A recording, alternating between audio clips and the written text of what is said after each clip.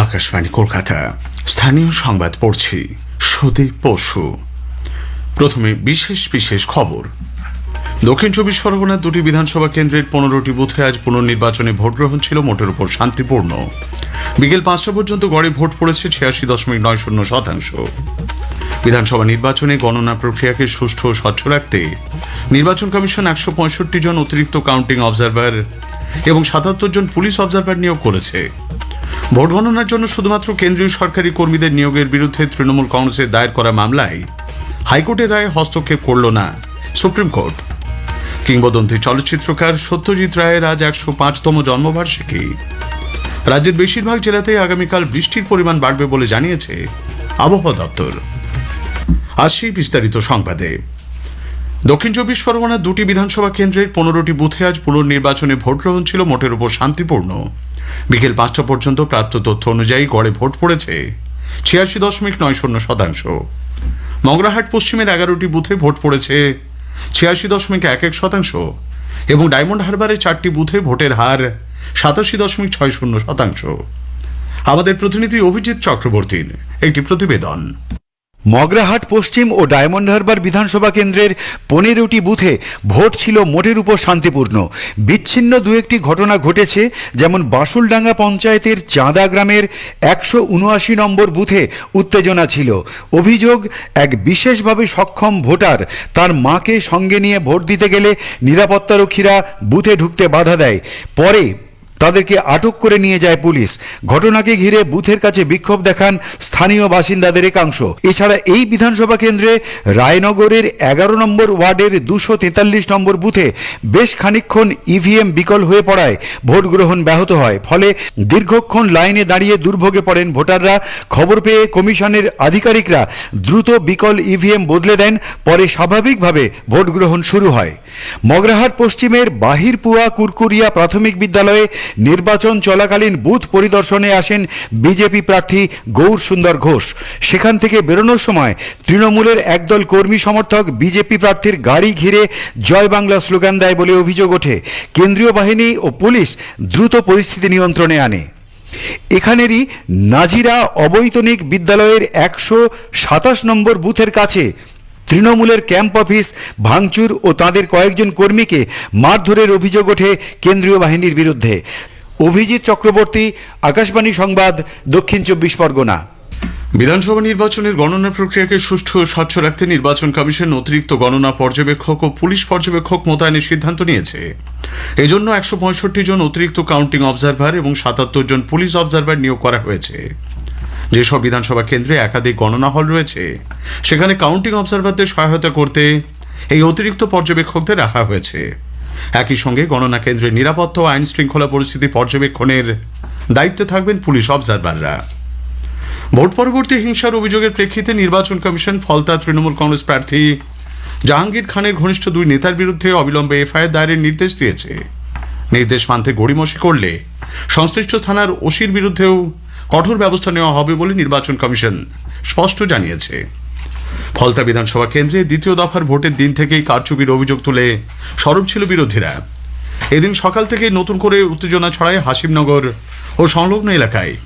অভিযোগ, বিজেপি সমর্থক বলে পরিচিত কয়েকটি পরিবারের উপরে চড়াও হয় তৃণমূল কংগ্রেস আশ্রিত দুষ্কৃতীরা। মারধরের পাশাপাশি তাদের গ্রাম ছাড়া করারও হুমকি দেওয়া হয়। এই ঘটনায় নাম উঠে এসেছে জাহাঙ্গীর ঘনিষ্ঠ দুই নেতা ইসরাফুল চোকদার এবং সুজাত উদ্দিন শেখের। এই দুজন ছাড়াও তাদের সহযোগীদের বিরুদ্ধে নির্দিষ্ট ধারায় মামলা রুজু করতে বলা হয়েছে। উল্লেখ্য, ফলতার হাসিমনগরে তৃণমূল কংগ্রেসের বিরুদ্ধে হুমকির অভিযোগ তুলে আজ ফের বিক্ষোভ দেখান গ্রামবাসীরা। এদিকে ফলতা বিধানসভার একাধিক বুথে পুনর্নির্বাচনের সিদ্ধান্ত কমিশনের বিচারাধীন বলে রাজ্যের মুখ্য নির্বাচনী আধিকারিক মনোজ কুমার আগরওয়াল জানিয়েছেন। মানুষ চাইছে নিতেছে, ওটা নিয়ে তো কোনো আজকে একটা প্রাধান্য নেই। মানুষ চাইবে ইলেকশন পরে রোজকে ইলেকশন হবে, রোজকে বিকল হবে, এরকম কোনো প্রাধান্য নেই। প্রাধান্য আজকে যেদিন ইলেকশন হয়েছে ওটা ফ্রি ফেয়ার ইলেকশন থাকতে হবে, রিপোর্ট থাকতে হবে, ভোটিং মেশিন টেম্পার হতে হবে না। এসব জিনিস যেটা আছে এটা দেখা পরেই রিপোর্ট হবে কি হবে। এটা রিপোর্ট চলে গেছে ইসিআই কাছে, ইসিআই বিবেচনার মধ্যে আছে, ইসিআই ডিসাইড করবে। বিধানসভা নির্বাচনের ভোট গণনার আগে তৃণমূল কংগ্রেস আজ 294টি কেন্দ্রের কাউন্টিং এজেন্টদের সঙ্গে বৈঠক করেছে। দলের নেত্রী মমতা ব্যানার্জি এবং সাধারণ সম্পাদক অভিষেক ব্যানার্জির নেতৃত্বে আজ এই ভার্চুয়াল বৈঠক হয়। কোনো কেন্দ্রে জয়ের ব্যবধান কম হলে পুনর্গণনার দাবি তুলতে হবে বলে এজেন্টদের স্পষ্ট নির্দেশ দেওয়া হয়েছে। বিধানসভা নির্বাচনের ভোট গণনার প্রস্তুতি নিয়ে আজ আসানসোলে পর্যালোচনা বৈঠক করেছে বিজেপি। পুরুলিয়া বিভাগে 4টি সাংগঠনিক জেলার প্রার্থীদের নিয়ে এই বৈঠকে সভাপতিত্ব করেন কেন্দ্রীয় পর্যবেক্ষক সুনীল বানসাল, ভূপেন্দ্র যাদব। আগামী 4 মে সোমবার বিধানসভা নির্বাচনের ভোট গণনার দিন আকাশবাণী কলকাতার সংবাদ বিভাগ সকাল 10টা থেকে বিকেল 4টে পর্যন্ত গীতাঞ্জলি প্রচার তরঙ্গে বিশেষ নির্বাচনী অনুষ্ঠান জনমত 2026 সম্প্রচার করবে।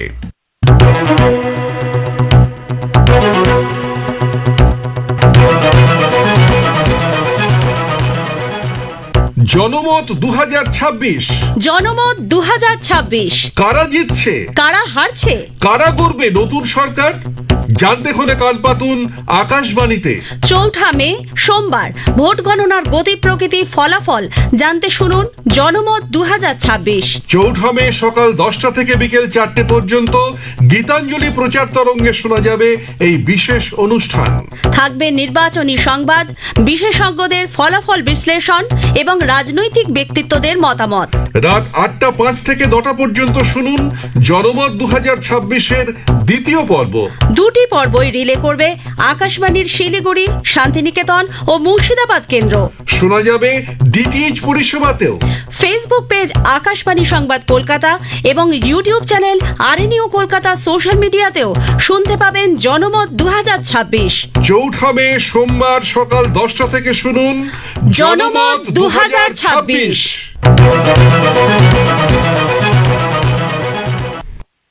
স্থানীয় সংবাদ শুনছেন আকাশবাণী কলকাতা কেন্দ্র থেকে। ভোট গণনা কেন্দ্রে কাউন্টিং সুপারভাইজার হিসেবে শুধুমাত্র কেন্দ্রীয় সরকারি কর্মীদের নিয়োগের বিরুদ্ধে তৃণমূল কংগ্রেসের দায়ের করা মামলায় কমিশনের নির্দেশিকাকেই মান্যতা দিল সুপ্রিম কোর্ট। এর আগে কলকাতা হাইকোর্টও মামলাটি খারিজ হয়ে যায়। কিংবদন্তি চলচ্চিত্রকার সত্যজিৎ রায়ের আজ 105তম জন্মবার্ষিকী। একটি প্রতিবেদন। রৌদ্রস্নাত সকাল থেকে বৃষ্টি ভেজা বিকেল, কোনো কিছুই বাদ মানেনি বিশপ লেফ্রয় রোডে তার বাড়ির সামনের ভিড়কে। ছাতা মাথায় নানা বয়সের অগণিত অনুরাগী ফুল, মালা, মিষ্টি নিয়ে এই সন্ধেতেও তার বাড়ির সামনে ভিড় করে দাঁড়িয়ে। একবার ওই সৃষ্টিতীর্থের মাটির ছোঁয়া যেন তাঁরই আশীর্বাদ। তার পুত্র সন্দীপ রায় বললেন, এই ভিড় তার পরিবারের কাছে একটা বড় পাওনা। আমাদের কাছে একটা খুব বড় রকমের পাওনা, কারণ সব সময় দেখছি যে লোক বাড়ছে, বই কমছে না, এবং একটা ইন্টারেস্ট এতদিন হলো চলে গেছেন, কিন্তু ওর কাজ যা রেখে গেছেন তার প্রতি যে ইন্টারেস্ট এবং তার প্রতি যে শ্রদ্ধা, এবং সেটা আমাদের ভীষণভাবে মন ছুঁয়ে যায়। ওর সব ছবি ভীষণভাবেই প্রাসঙ্গিক বলে আমার মনে হয়। তো কাজেই 2রা মে এলে একটা ইম্প্যাক্ট হয় এবং এই তারিখটার জন্য আমরা উন্মুক্ত হয়ে থাকি। আজীবন যুদ্ধ ও সন্ত্রাসের বিরুদ্ধে তিনি কথা বলে গেছেন। রাজ্যের বেশিরভাগ জেলাতেই আগামী 2 দিন ঝড় বৃষ্টির পূর্বাভাস দিয়েছে আবহাওয়া দপ্তর। আগামীকাল থেকে বৃষ্টির পরিমাণ কিছুটা বাড়বে বলে জানিয়েছে আলিপুর আবহাওয়া দপ্তর। গত 24 ঘন্টায় আলিপুরে 8 মিলিমিটার বৃষ্টি হয়েছে। উত্তরবঙ্গেও ভারী বৃষ্টির পূর্বাভাস। এদিকে টানা ঝড় বৃষ্টিতে দক্ষিণবঙ্গের বিভিন্ন জেলায় বোরো ধানের ব্যাপক ক্ষয়ক্ষতির আশঙ্কা করছেন কৃষকরা। 2 দিন বৃষ্টি হচ্ছে, 2 দিন ধরে পুরো ধান মাঠে পড়ে গেছে। গোটা মাঠ জল চেপে গেলেই তো কল হবে। এখন তো ধান কাটা যাবে না, ও তো বসে যাবে। ধান ওঠার সম্ভাবনা খুব কম। ক্ষতি এখন তো 12 আনা চলছে, এরপরে হলে 16 আনা হবে। ধানের অবস্থা খুব খারাপ, এবার কি করবে মানুষ দুশ্চিন্তায়। তা যদি সরকার কিছু দেয়। পূর্ব বর্ধমানের মঙ্গলকোটে আজ দুপুরে বজ্রাঘাতে এক ব্যক্তির মৃত্যু হয়েছে। বিকাশ মাঝি নামে ওই ব্যক্তি বৃষ্টির সময় চাষের জমি থেকে বাড়ি ফিরছিলেন। স্বামী বিবেকানন্দ অনূর্ধ্ব 20 পুরুষদের জাতীয় ফুটবলের গ্রুপ লিগ ম্যাচে বাংলা আজ 2-1 গোলে কর্ণাটককে হারিয়ে দিয়েছে। বুধবার বাংলা পরবর্তী ম্যাচে ওড়িশার বিরুদ্ধে খেলবে। শেষ করার আগে স্থানীয় সংবাদের বিশেষ কিছু অংশ আরও একবার। দক্ষিণ 24 পরগনার 2টি বিধানসভা কেন্দ্রের 15টি বুথে আজ পুনর্নির্বাচনে ভোট গ্রহণ ছিল মোটের উপর শান্তিপূর্ণ। বিকেল 5টা পর্যন্ত গড়ে ভোট পড়েছে 86.90%। ভোট গণনার জন্য শুধুমাত্র কেন্দ্রীয় সরকারি কর্মীদের নিয়োগের বিরুদ্ধে তৃণমূল কংগ্রেসের দায়ের করা মামলায় হাইকোর্টের রায়ে হস্তক্ষেপ করল না সুপ্রিম কোর্ট। স্থানীয় সংবাদ শেষ হলো।